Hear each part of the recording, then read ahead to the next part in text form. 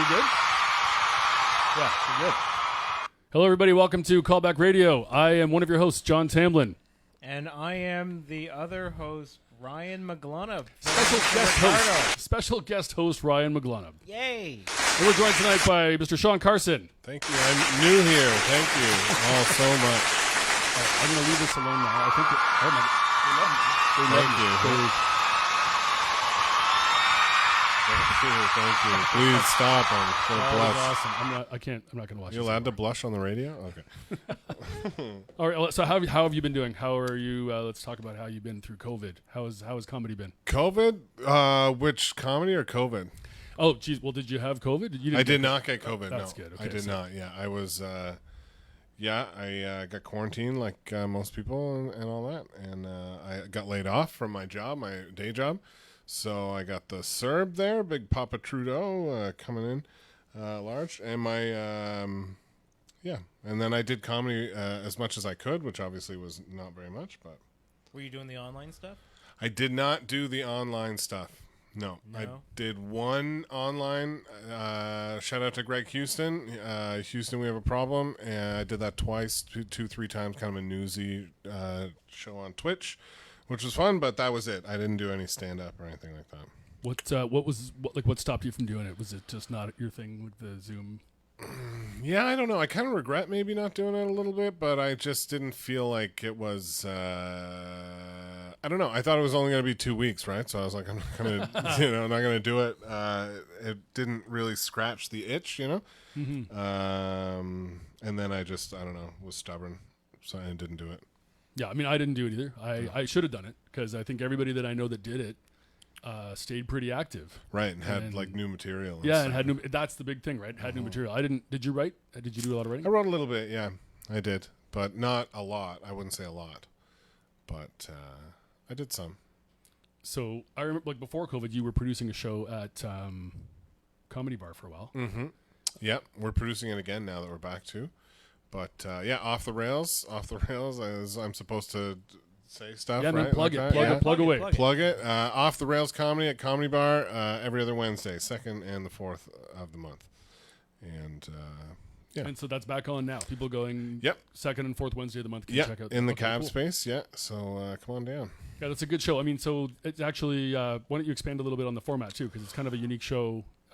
Right, that has changed. The format used to be that I would be in the audience with a wireless mic, and I would take topics from the audience, and then the comics would have to make up their act based on that. Oh, that sounds fun. It was fun, yeah. It was a lot of fun, yeah. And it was fun being in the crowd, and like I'd just stick the microphone in their face, and but that was fun. But now with COVID, all the rules and stuff, it just feels easier to just do a stand-up show. So that's what we've been doing.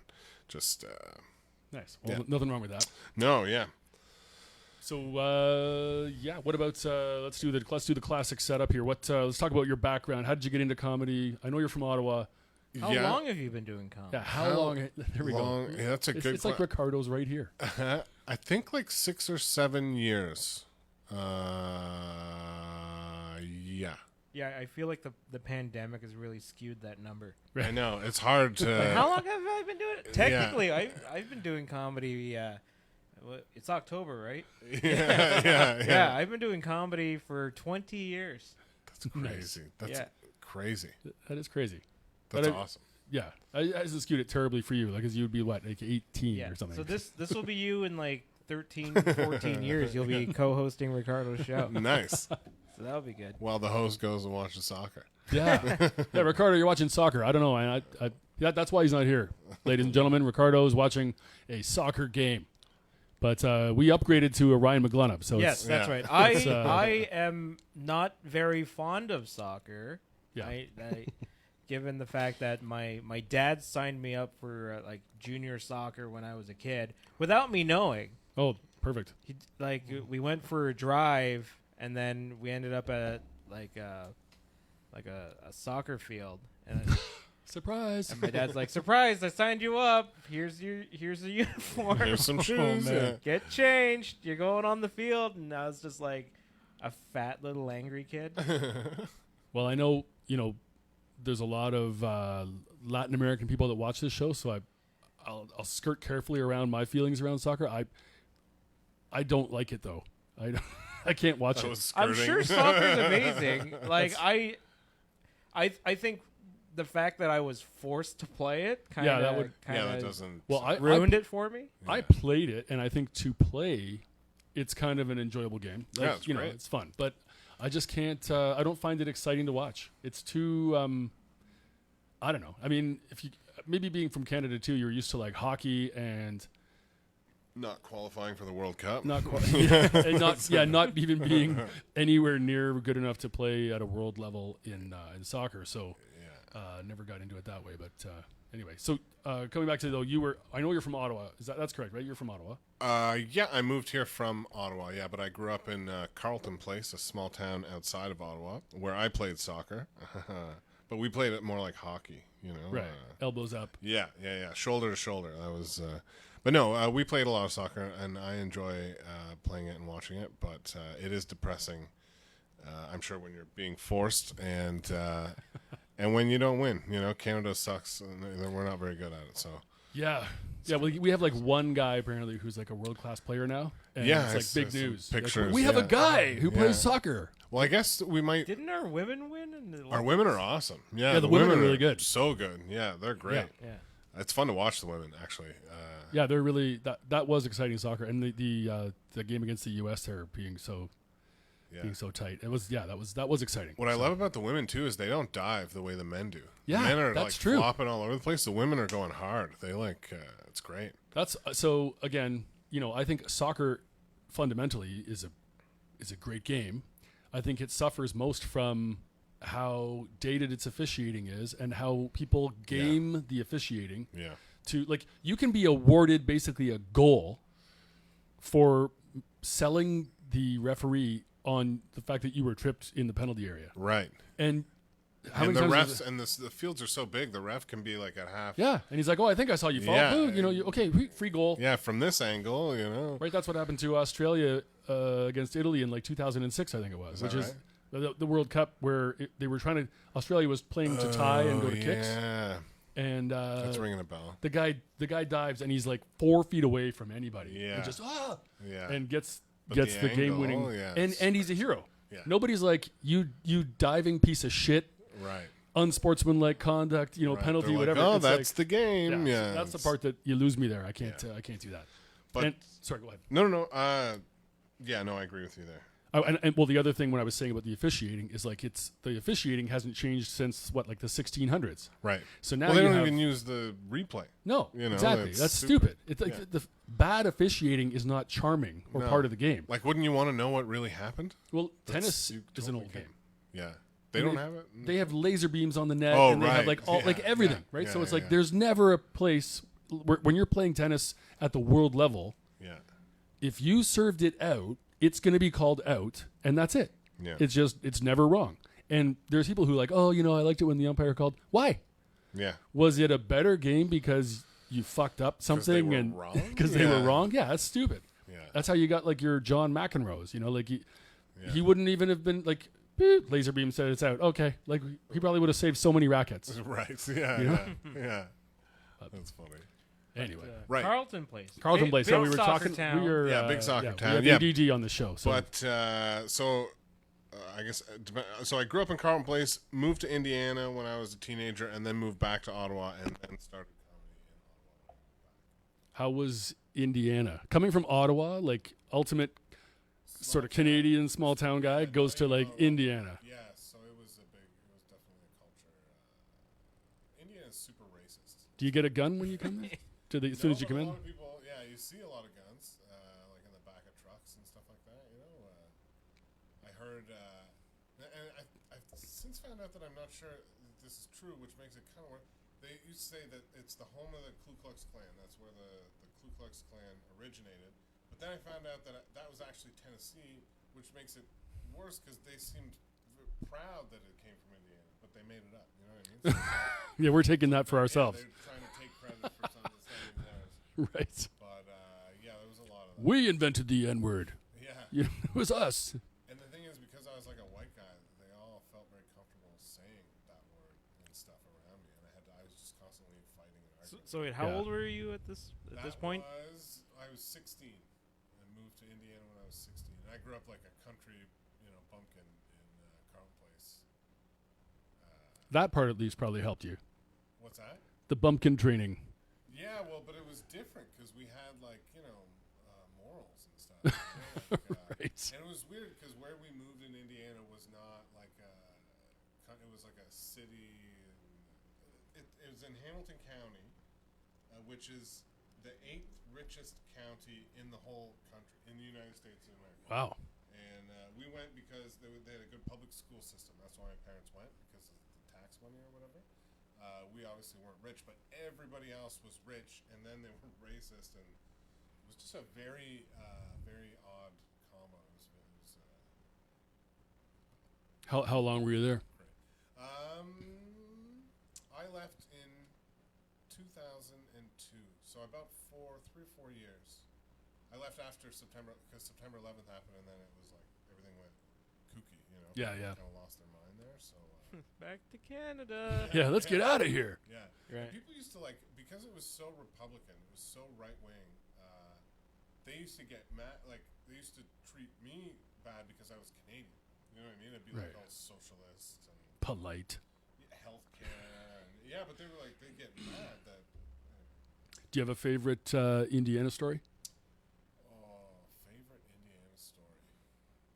I have a. Okay. Yeah, I went to jail in Indiana. All right. So Yeah. far, so good, man. Went to jail, and for 30 days in Indiana County Jail, Indiana's finest there. And this is what we went to. There was a party.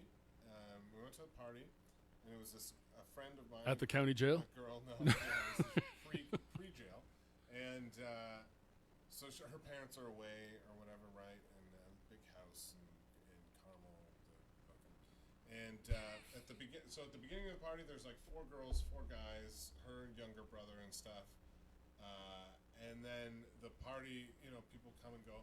But no, the one girl invites these guys from a different town. It's like, I don't know. And they're kind of being weird. And then they get into a fight with the younger brother over cheesy puffs, right? Like a physical. And we grab them and force them. We're like, get out of here. You can't fight the kid who lives here. And then they're like, oh, we'll be back with our boys and this and that and blah, blah, blah. And we're like, whatever. Party keeps going. People come and go. At the end of the night, it's that same 4 core group of people. And these guys bust in the back door with like bats and pipes and beat the shit out of all of us, right? So now the house is like, the dirt and blood and all this stuff. And while that's going on, the girl whose house it is pulls the alarm for the cops to come. Rightfully so, right? So they're breaking out and we're all getting their ass kicked. And then the cops come and they start walking around and we're telling them what happened because all these guys took off or whatever. And then they're like, wait, is that beer? And we're like, yeah. And they're like, and you guys are all under 21? And we're like, yeah. And they're like, okay, you're under arrest. And they arrested us for underage drinking. Wow. Yeah. And I was 18 at the time, so I was tried as an adult. So it was a stiffer penalty for me than it was Jesus. for my 17-year-old. Yeah, I think that's, that whole being 21 thing for alcohol, it's so strange. First of all, that would be the basis for everything else that happened. Yeah. Actual, egregious violence and trespassing, forcible entry. Yeah, right. These things are all nothing compared to you kids having beers. I mean, you're clearly, you were not doing anything bad. You weren't drunken hooligans out on the street or whatever. I mean, it's mind-boggling. I think that's just such a strange. Like if they're going to go out on a call, they're going to want to bring someone in, and this was the least effort. Yeah. You're like, you did something. Come with me. Yeah, exactly. I don't want to go looking for people with pipes and bats. Yeah. Just I don't want to go after those guys. We have to look for them, drive around. Yeah, Wait, have you been drinking? Did something. We're going to take you in. Hey, victim. I know you were raped, but how old are you? Yeah, right. Yeah, that is pretty crazy. Yeah, so that's a story. That is a good story, man. And how was the jail? Well, because it was Hamilton County, it was actually quite nice compared to Marion County, I heard, which was like downtown Indianapolis, which is right. crowded and crack So ours was, it was still. They were like cubbies, and 4 of us would sleep in a cubby. And the one guy who was in my cubby the whole time, he called himself Big Diesel. I don't know what his name was, and he was this big biker-looking guy with tattoos all over the place. Big Diesel, yeah. And then we had there was another guy. He looked like Santa Claus, like a beard. And he was like a Vietnam vet. He said he taught people how to sniper. All these conspiracy theories about Saddam Hussein.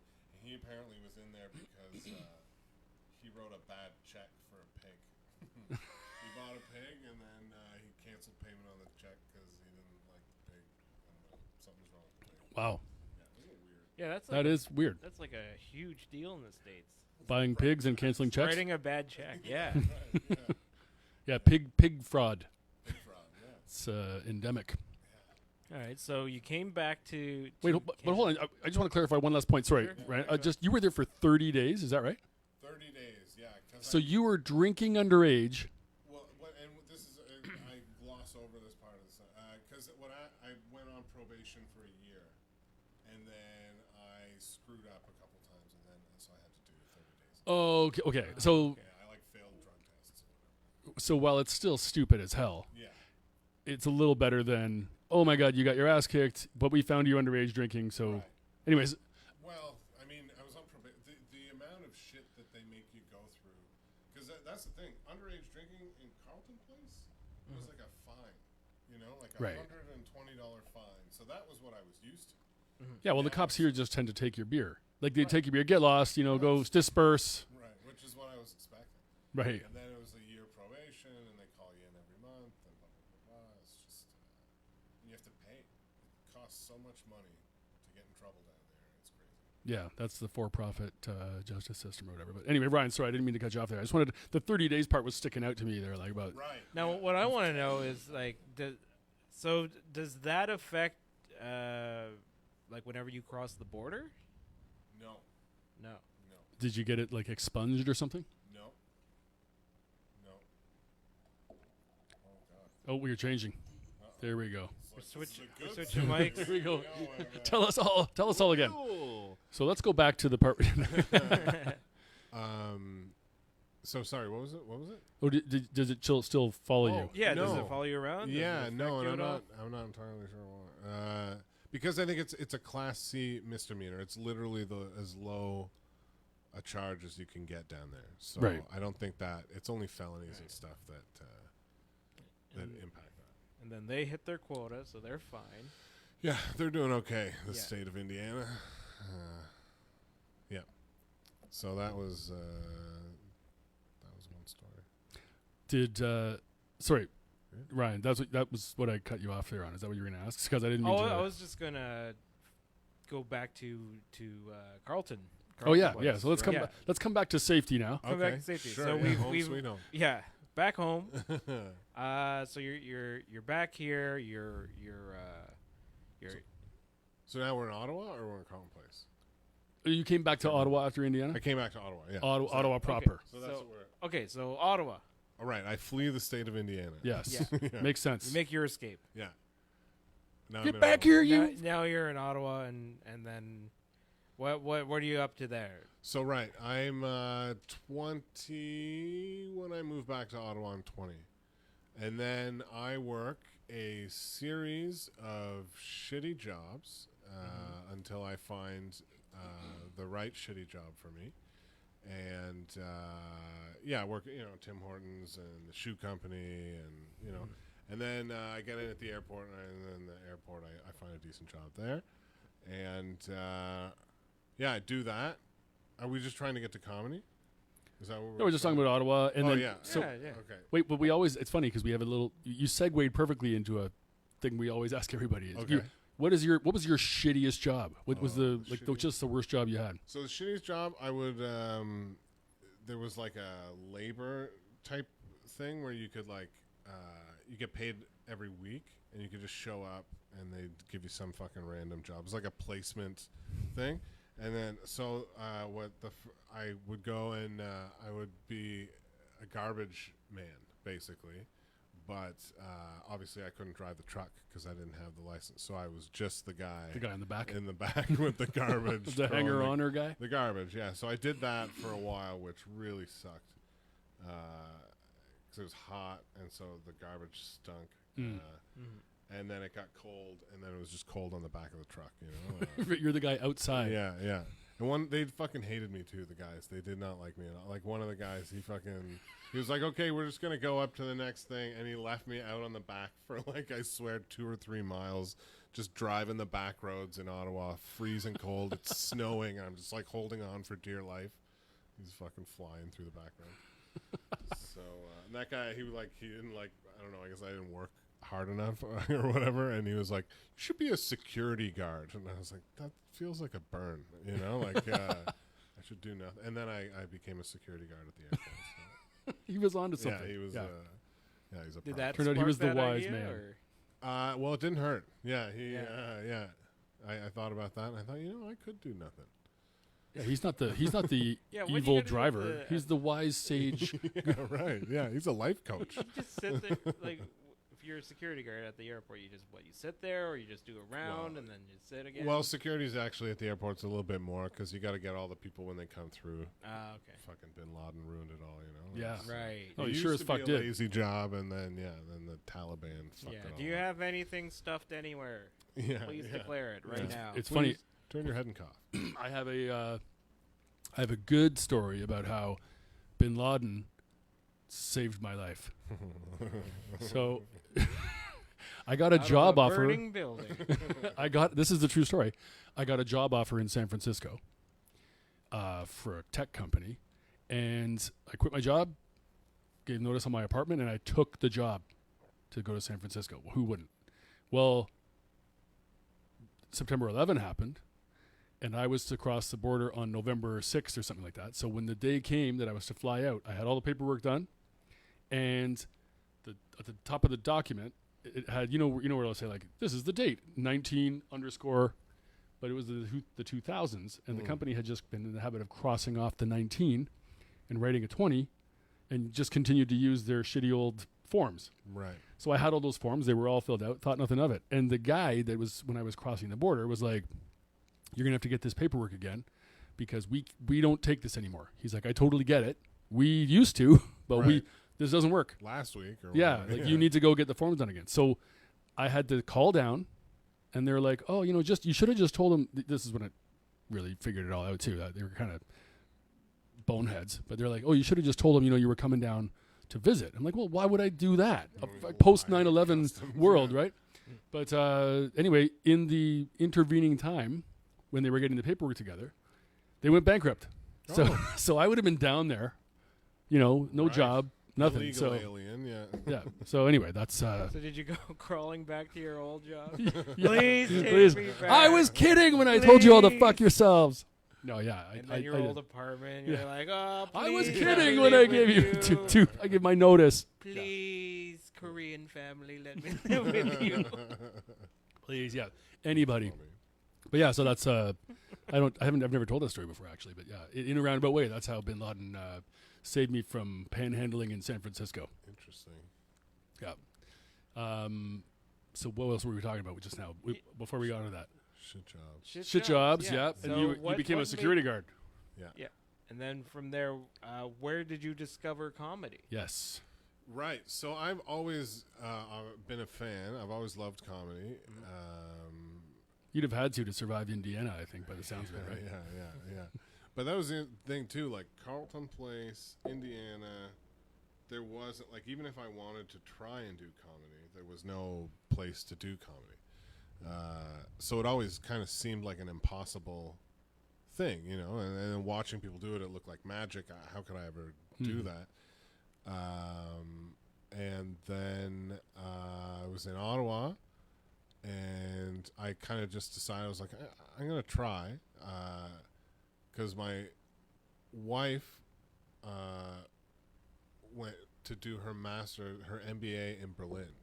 And so I was kind of in Ottawa by myself, and I was like, she's doing like the thing that she wanted to do. I should try Right. and do the thing that I want to do. And I went and watched a few shows in Ottawa, and I was like, maybe I can do this, it wasn't like watching a Netflix special where it looks like magic. It looked like people finding their way. Yeah, stumbling through it. And I was like, oh, well, I could stumble through it. And then I can eat shit. I mean, come on. Yeah. I can. So then I watched and went and watched for a year and wrote for a year. Wow. And then got the nuts to go and actually try it, and then it went well.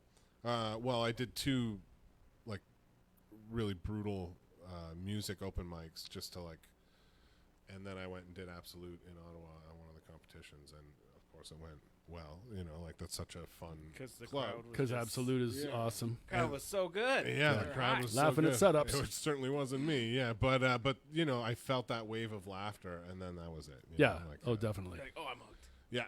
And then I was like, oh, I can do this, and I'm going to keep trying to do this. So what about, so that went well. Here's another thing we like to talk about. Is there any standout eat shit moment that you would like to share as a funny, Oof. you don't have to, because the assumption isn't that you at some point ate shit, but also Oh, no. Would It you kind say, of- kind of worst is. set or yeah, the time you had the worst feeling after a yeah. set? Right. I mean, there's the worst feeling was the first time I really bombed. It was like a new material night, and I'd only had a couple that had gone well. So then I went in thinking, oh, my new jokes are going to kill. And then, of course, I followed someone good, and I bombed. And then I was like, Ouch. oh, it was the first time I really felt the like piece Right. of your soul go away. And then the worst show, because we used to like run shows in Ottawa, to like Off the Rails started in Ottawa and all that.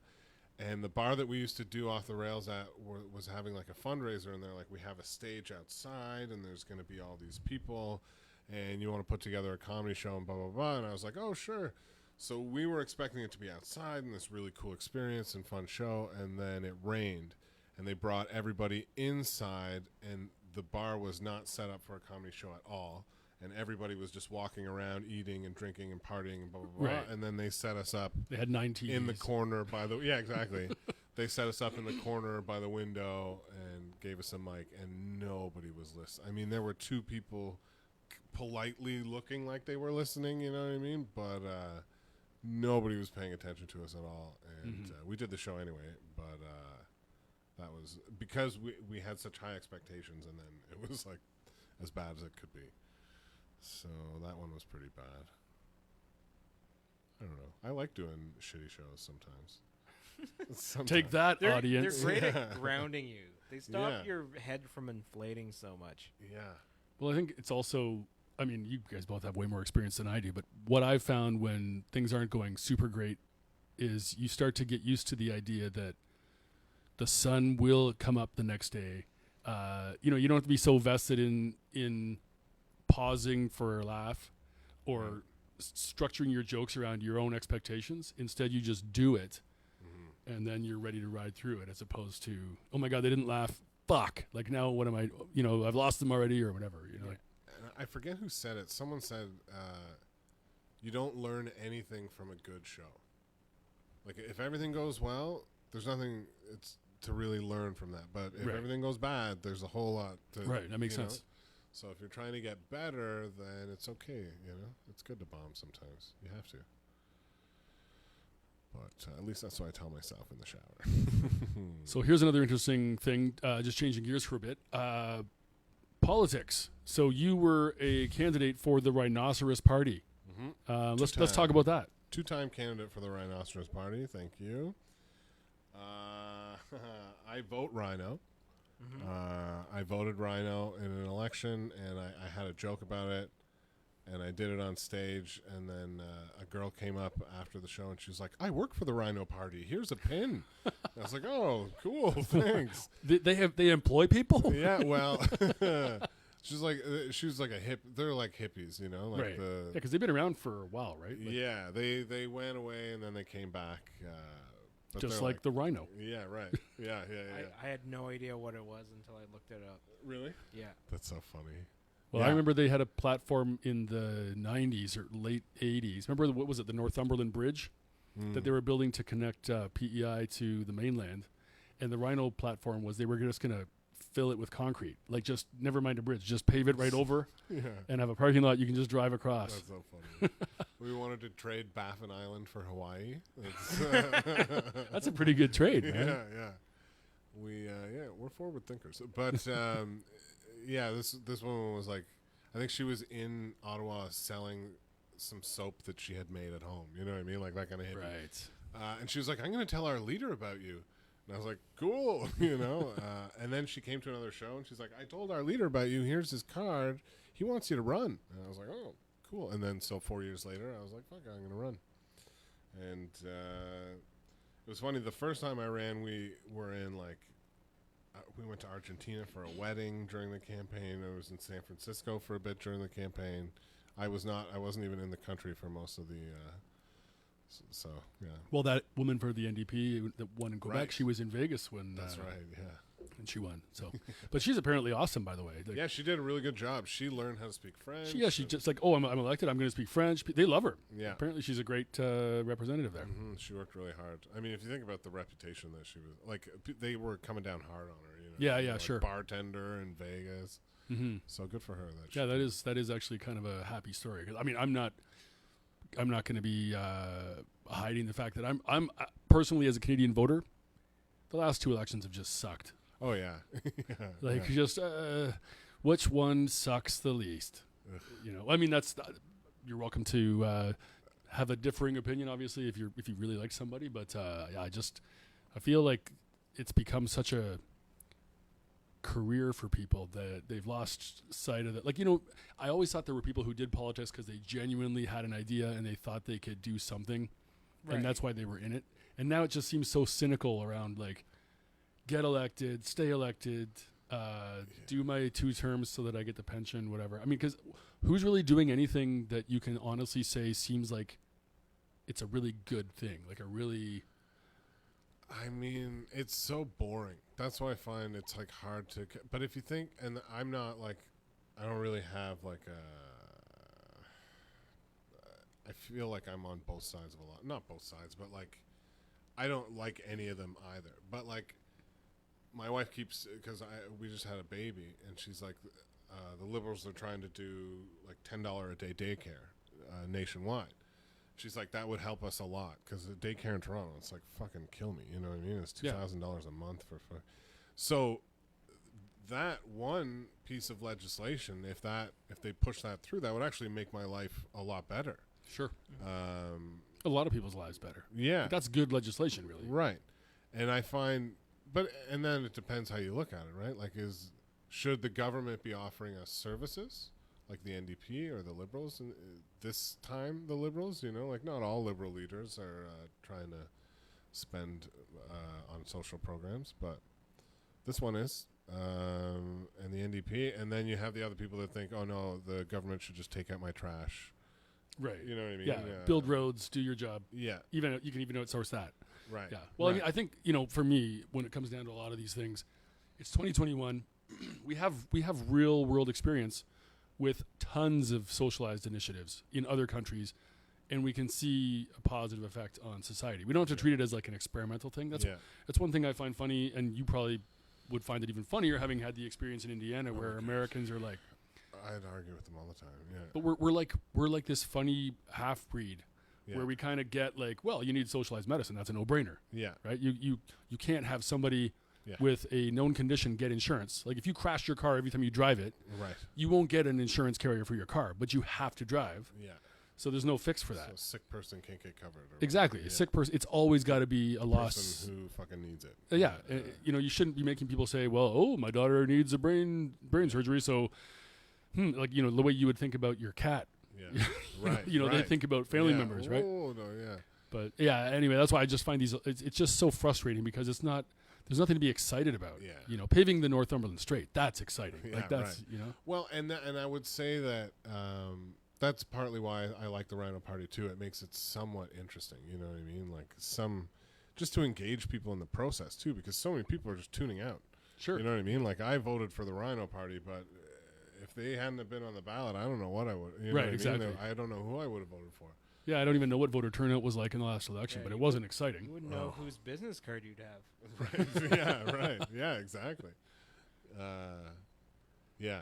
So I like the Rhino Party because it makes it kind of fun and maybe brings people into the process a little bit. Right. Has anyone in history of the Rhino Party been elected? No, not yet. No. Not yet. What would you do if you got in? Immediately resign. This is terrifying. Yeah. I am not qualified. No, I don't know. I don't know. That's a worst case scenario for me. No, and I think, but it's funny you say I'm not qualified because I won. Yeah. What? I really don't think if you look at what's happening, I don't know what the qualifications are across the board. Like there's a lot of bartender. Right? Yeah. That's yeah. I mean, you should have a grassroots campaign. We'll start it here right now. Rhino 2025 or whatever. What is it? 2026 well, would be the knows? latest. Yeah, who knows? Right, it's a minority government, so we might have another 2024. 2024. Let's go with that one. Yeah, it could be. Sean Carson, Rhino 2024. It started here. Tell your friends. That's right. Yeah. Etobicoke West, right? I literally didn't. I have a Facebook page and I post some stupid, silly write up and take a picture with me in a rhino mask. That's my whole campaign. Nice. I have no signs. I do not go and talk to people. I don't do anything. Well, you don't. So you have no signs. So you're respecting taxpayer dollars. Yeah. $0 campaign. $0 campaign. Yeah, $0 coming in and less going out. That's it's my. We're just delving into my act now. That's what I do. Okay. It's all for the stories. It's all for jokes. So every time there's an election, I got a bunch of material. I mean, even when there's not an election, it's still fun to talk about. But yeah, the Rhino Party. It's funny. Do you guys have meetings? We did have a couple Zoom calls. The leader, Sébastien Co-Rhino. Shout out to Sébastien. He's a very funny guy. And every election, they always have their own thing, like special kind of, like in the last election, Maxime Bernier, right, when he first started the People's Party, the first election, we ran a candidate named Maxime Bernier against him in his own riding. Oh, my God, that's so awesome. Yeah, and he did pretty good. He did the best out of the Rhino candidate. He got about 5,000 votes. Holy shit. Yeah. Maybe that's why Bernier didn't even win his own riding. It wasn't quite that margin, but we like to take credit for it anyway. That is pretty awesome. I like that. And this last election, Sébastien, in the riding that he ran in, they got they want to break the world record for the longest ballot. So they got a bunch of ex-Rhino candidates to run as independents in that riding, and they ended up with 21 candidates, and the ballot was like this long, and they realized they wanted to get it to a meter long, so they need 41 candidates or something like that to get a meter-long ballot. Yeah, I guess in that riding you had to like fold it over 3 times to get it in there. Cut out the relevant section. Yeah. So that is pretty awesome. We have fun. Yeah, it's just fun. No, that definitely does sound like fun, and poking a little fun at Canadian politics is pretty timely. Mm-hmm. It was interesting this time too because people got upset. There were some people, like there was people who work. I have friends who like work on Parliament Hill, and they were like, "We're doing serious things, and you shouldn't be joking about it." And then there are other people who were like, I think PPC kind of anarchists a little bit. And they were like, "You shouldn't. These are important decisions that people are making, and you shouldn't be joking." And I was like, "Okay, calm down." Like my campaign manager's a baby. It's not. Well, never mind. O'Toole made that fucking stupid toilet joke in front of the. What was it? Oh, Jesus Christ! You didn't see it? No, I don't think so. It's if you're a comedian, you'll love it because it's a 12-minute joke. Oh God. With 11 minutes and 55 seconds of setup, Jesus. And the punch is just. He's standing outside the Parliament buildings, and he's going on this rant. And it's windy as fuck, right. So you can't even hear. It's like, right. So he's like making all this. You can't even understand what he's saying, but through the overpowering wind on the mic, you can hear like, and Trudeau in the spring is gonna blah blah blah, and and then we're gonna, and then and he's laughing at his own joke before he gets to the end, and you got to watch it. You got to Google it. But then there's one of those blue. Johnny on the job or whatever porta potties where there's some renovation happening and he's like, that's gonna be his new office. Oh. And it's like, what the fuck? There was actually an article in the Globe and Mail saying if Aaron O'Toole does not win the election, blame this video at least in part because he just put himself like in the most ridiculous company making this stupid fucking video. So you really, you'll love it. I mean, I know you like politics and stuff, so like Yeah, it's a particularly it's all over the place. I've but never seen that. you got to watch it. It's fantastic. It is painful. So do yourself a favor. Skip to the end. Yeah. Like watch the last 40 seconds or something. It's just the longest, most painful setup. But yeah, so all painful. It's all like, who's the most charismatic Canadian politician that you can think of? I think Jagmeet was pretty charismatic. Yeah? But I mean, look, He looks like a deer caught in the headlights to me. He does. He looks like just happy to be there. You know what I mean? He doesn't really. you know, yeah, and I think my, I like the fact that he represents some diversity in our process. I like the fact that he's from Scarborough because I'm from Scarborough. Shout out dirtbags. All right. But if I had to go have a beer with one of them, I mean, I'd probably say Jagmeet, right? Like he seems pretty cool. Yeah, I guess Jack Layton had some swagger. Yeah. I just, my thing with those guys, with the NDP, is I think they just haven't had a chance to prove that they're just like everybody else. Yeah. Because I think they are. Like Rachel Notley in Alberta was like, woo, oil. Yeah. It's like all that environmental shit, fuck it. Yeah, whatever like, we got to do. Whatever we got to do. So, I mean, I don't have any illusions about that. But, yeah, I mean, most charismatic, I guess, maybe a tie. If you're a woman, you probably think Justin for, like, I guess, widely regarded as on the good-looking spectrum somewhere. Sure. He's such a dolt, though. He seems dopey. Yeah, he does seem dopey. And, yeah, definitely had the illusion dispelled. That, right. He doesn't have the political... Well, you know what's funny is actually maybe he does. Well, he's smart in a lot of ways. Like, he has more chops than I think people give him credit for. But he's just and that's the thing, when you're judging someone just based on like what kind of person is this, then Justin doesn't really feel like, like you say, not someone I'd hang out with. You know what I mean, like we definitely go to different bars, him and I. That's the thing. He's like I don't think he's a bad guy, and I think he thinks things that I think. Like I think he's progressive and he wants things to go well.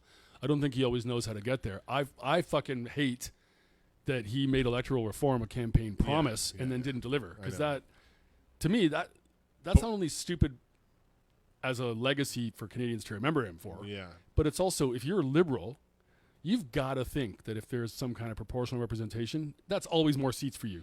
Well, you say that, but they show both of these last two minority parliaments. If there was proportional representation, the Conservatives likely would have won the election, which is exactly why he hasn't done it. Because fair, okay, I didn't know that. Hurt them, but it's true that he's full of shit. You know, there's a lot of and that's politics, I guess. Like I don't want to. But I will say this too, as much as when he first was elected, I did not like him at all. Like I really, but watching him govern over the last few years, and particularly during the pandemic, because this is unprecedented. Right. You have really no playbook. Crazy, All in all, did he do a perfect job? No.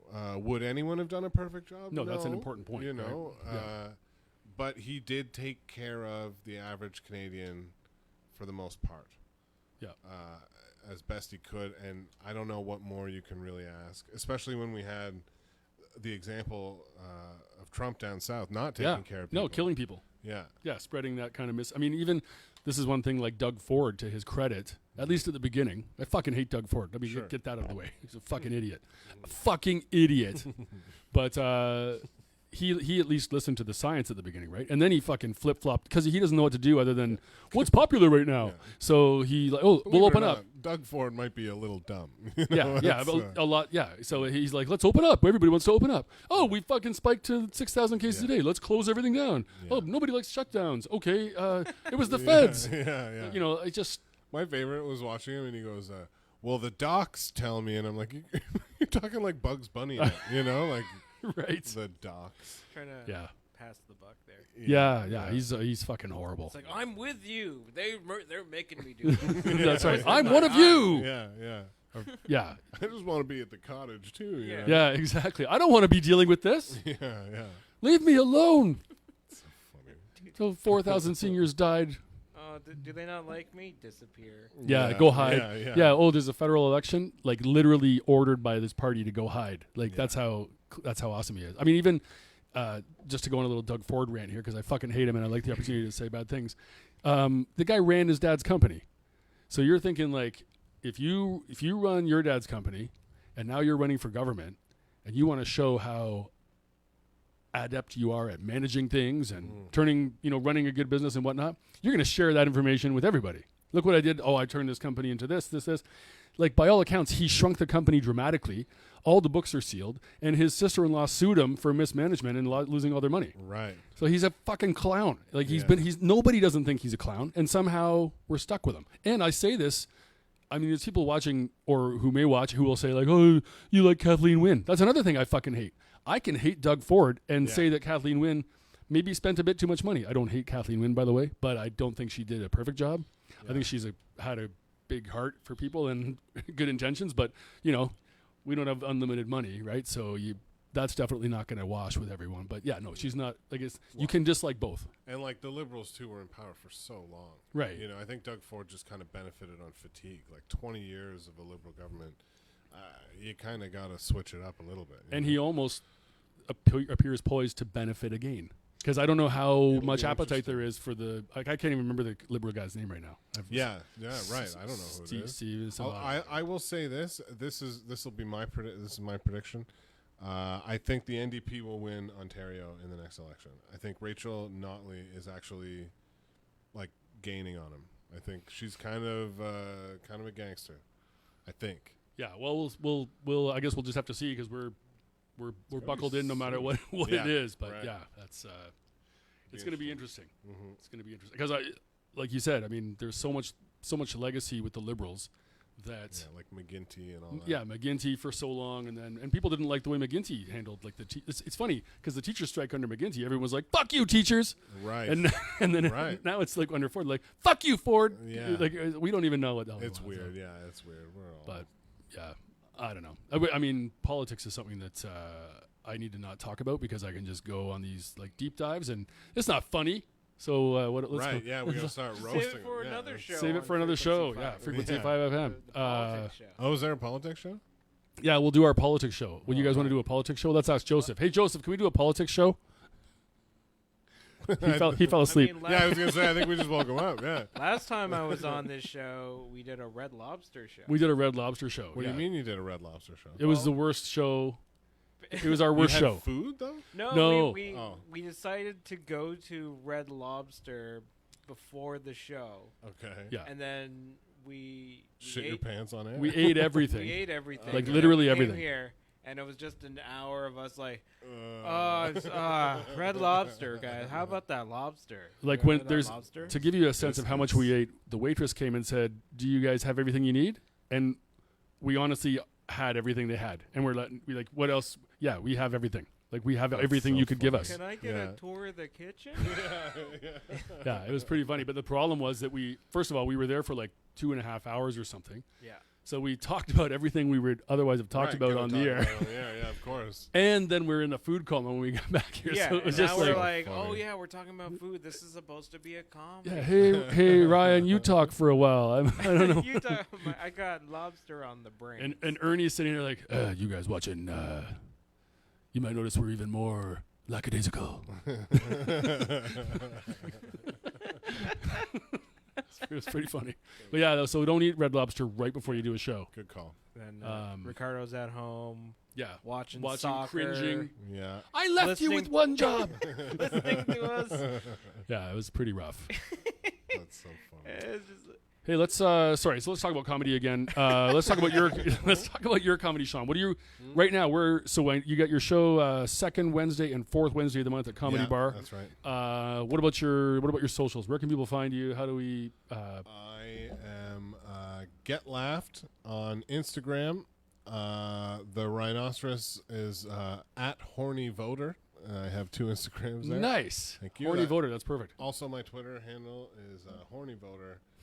And Off the Rails is on Facebook, and my name is Sean Carson. But that's all I got. Do you have the TikTok? No TikTok, no Snapchat. I stopped at Snapchat. I don't know. I didn't understand it. I'm Yeah. married. I don't need. It was for dick pics, right? Isn't that what it was? It seems like that's what it is. It seemed like there was Yeah, a lot of that lots of dick happening pics. on Yeah. there. And like just a lot of random like, look what I'm wearing, and then it's just gone like the second you watch it. Yeah. Yeah. Very strange. And they get really mad when you screenshot it too. Right.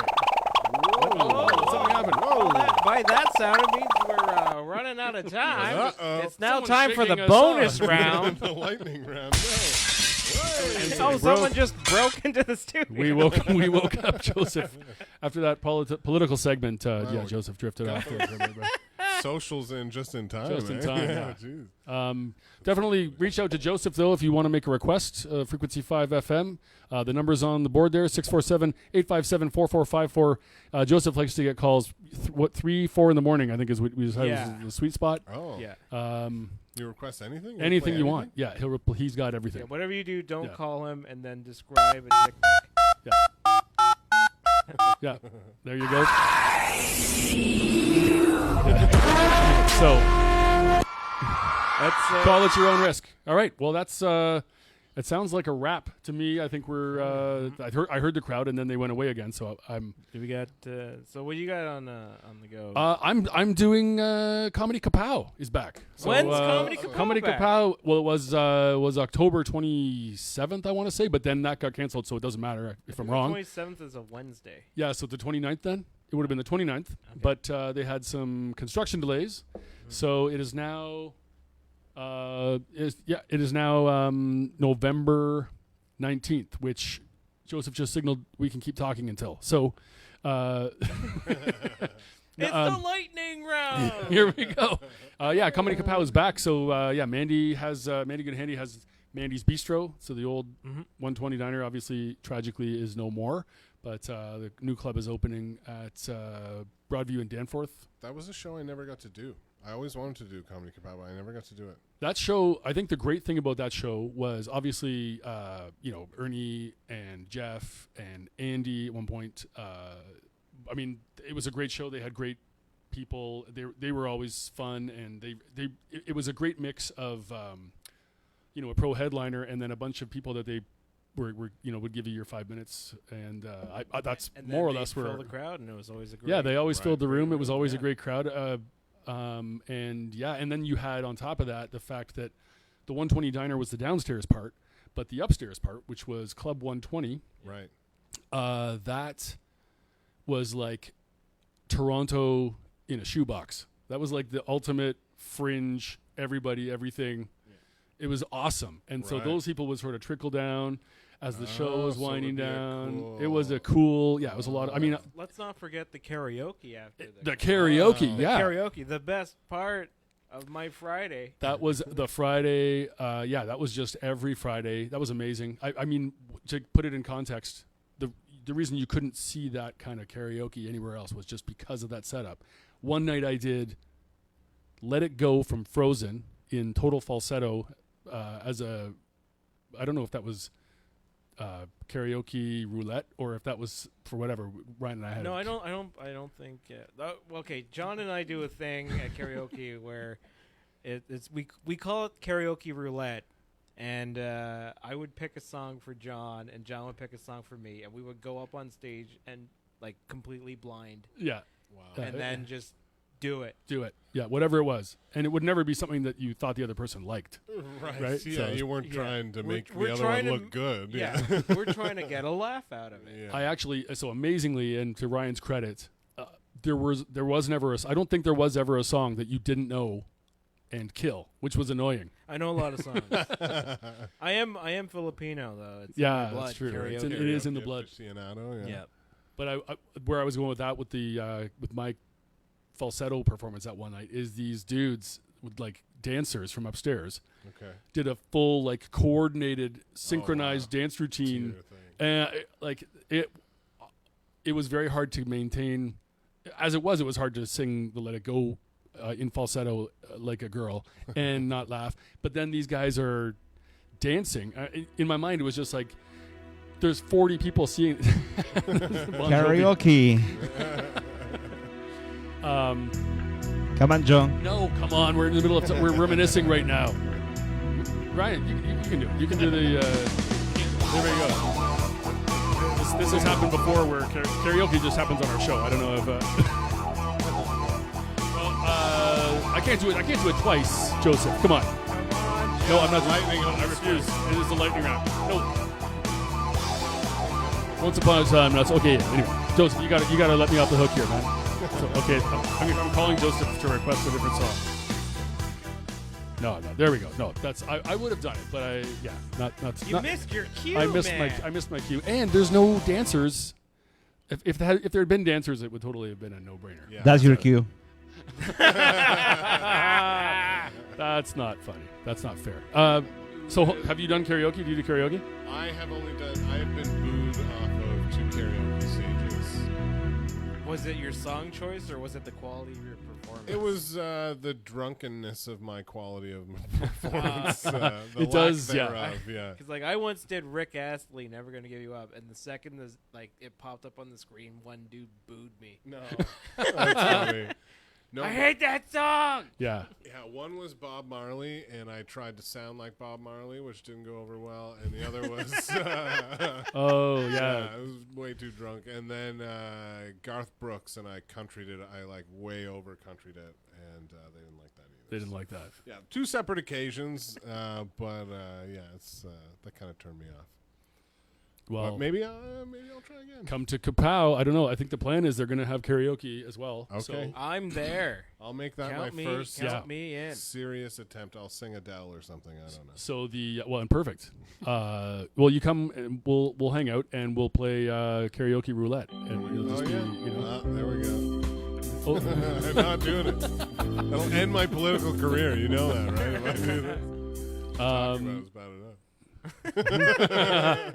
Yeah, no. So that, but just Kapow again. I mentioned it, and I'm just going to plug it again because I love that show, and it's on November 19th, and I'm doing that show. Nothing else between now and then. I've been busy as fuck at work. We had to launch a vaccine repository. Oh wow. So yeah, I need to start that. I think I'm in the market for a day job now. Oh. It's one of those things where it's all the government handout stuff's gone, and now I'm just oh no, It's drying up. now I gotta do this again. It's the perfect song for that. what? Joseph's just hitting buttons right now. He's on YouTube right he's now. on YouTube. He's got the TikTok open and. What about? So you're looking for a day job. If you're watching and you have a job for Ryan, hook him up. We know that people who like Red Lobster no longer watch. Right. We thoroughly. People pooped who on enjoy that one. soccer, they're not. They're not watching. You No, don't have yeah. a future in soccer. I remember when we were talking about soccer, I just watched our viewership just drop. Just drop. They're like, no. It's oh, they don't like soccer? We're out. Yeah. Gone. No, I would like it. To be clear, I would like it. I think they need to get to 2021 with the official. Wouldn't it be cool if they had another ref that was in the box?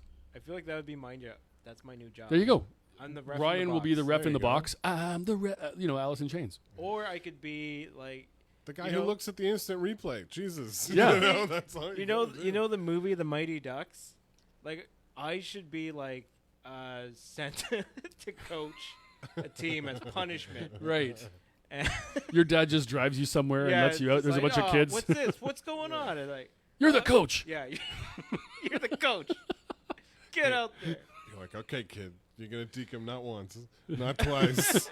You're gonna triple deke. That's what you're gonna do. And then we'll get sponsorship, and then we'll turn into a contending team. And then Disney will make a movie about it. And then we'll make too many movies, and then later ones won't be as good as the first one. But then you'll license your movies to Yeah. the NHL and actually have a team be called. Yeah. No, it would be the MLS. You'll be like the next Emilio Estevez. Yeah. I am Emilio Estevez. That's my new job. Yeah, there you go. I'll be Emilio. I am Estevez. actually figured it out. Emilio Estevez. Yeah. So Emilio Estevez, if you're looking for someone to be you, Yeah. Yeah. If you need to get away from it all, take some time off. if you've been thunderstruck and you need somebody to help you get through the day, Go on, John.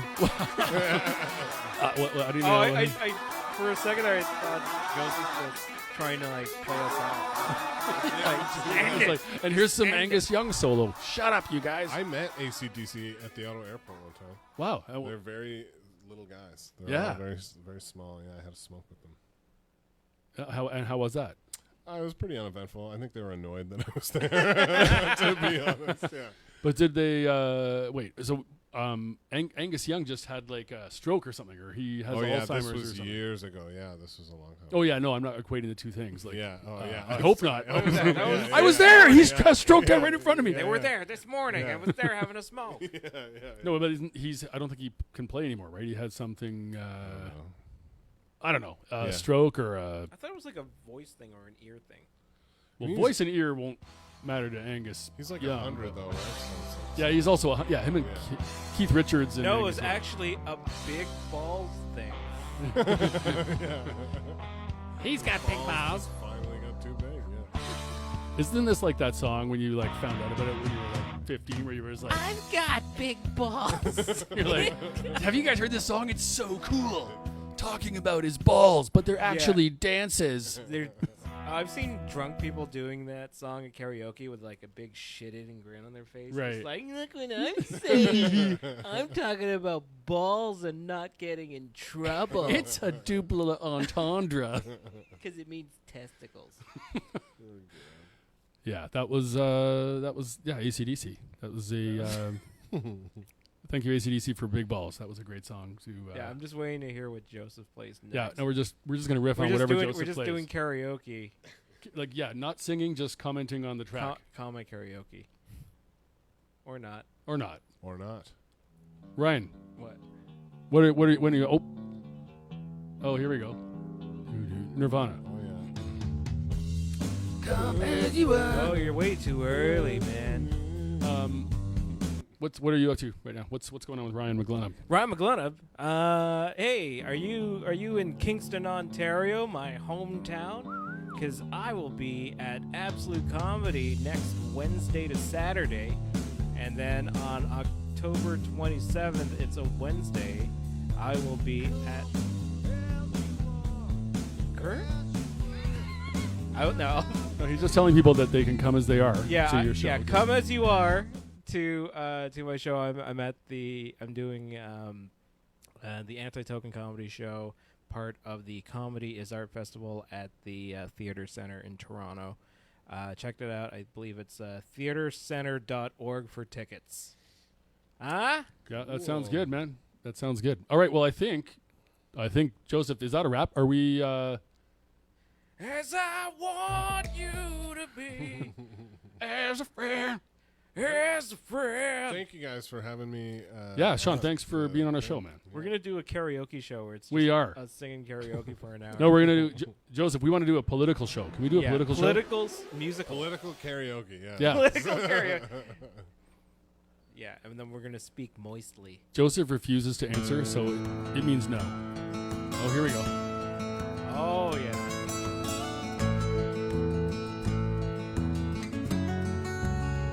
West Virginia. This reminds me of Andy Fruman. Yeah, that's all it reminds me of. Our friend Andy. Shout out to Andy Fruman. Hope you're having a great day. It's so much harder when you don't have the words in front of you, Joseph. Yeah. You got to get a karaoke monitor. If you're gonna throw these at us. Oh my God. They like the idea. All right. Yeah, I think that's a wrap. The crowd they can't decide what they want. Playing us off. That's it. Playing us off. All right. Thank you for watching. I'm John Tamlin. At John isn't funny on Instagram. No H. No funny. I'm Ryan McGlennon. At Ryan McGlennon. Something like how to call it. XGGR Gaming Lounge. Check that out too. XGGL, not XGGL. XGGL. Yeah. Sorry. No, we're Sean still. Carson, Get Laughed, Horny Voter, Off the Rails Comedy. Thank you. Thanks for watching. Don't join us next week because we're not here. 2 weeks from now.